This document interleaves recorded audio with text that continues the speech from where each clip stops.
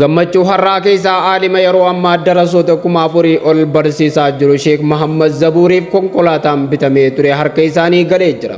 Guyyaa har'aan tanaa gammachuu wanti adda taasisuun sagantaa wal harkaa fuudhinsa kanarratti ustaaza keenya kabajamaaf jaalatamaa ustaaz Raayyaa Abbaa Maccaam Abbaa Qeerroo Ganamaa qabsaa'aa Qeerroo Ganamaa ustaaz Raayyaa Abbaa Maccaa saganticha irratti argamuun saganticha adda kan taasisee fi sagantaa kan miidhagseedha. Konkolaataan kun hirmaannaa hawaasaatii fi ijoollee keenya warreen miidiyaa irratti dhiibbaa uumaniin milkaa'ee kan bitamedha.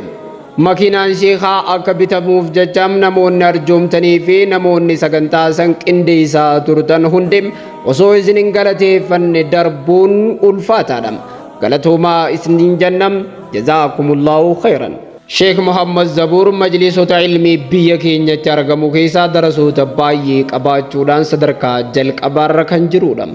Sababni ilmi isaatii fi haalli inni itti barsiisu darasoota biratti akka jaallataman isaan taasisee jira. Odeeffannoo dabalataatiin guyyaa har'aan tanaa istaadiyeema Imaamu Ahmad magaalaa Hararitti sagantaan eebba kitaaba sagalee tawhiidaa jedhu yookiin kitaaba seenaa Sheek Adam Tuulaa kan ilma isaa Riyaa Sheek Adamiin barreeffamee bifa ajaa'ibaa fi ho'aa ta'een eebbifamaa oolee jira.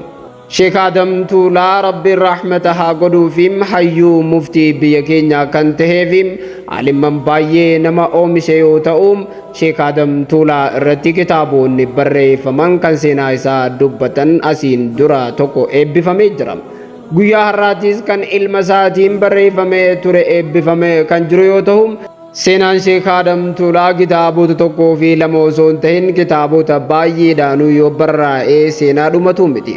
Sagantaa kana wanti adda isa taasisuun ustaaza keenyaaf daa'ii jaalatamaa dargaggeessa rabbiin bifa isaa fi amala isaadhaa bareeche ustaaz Ibsaa Hassan saganticha irratti argamuun isaanii sagantaa har'aa kana adda kan taasisuu fi kan isa miidhagsudha.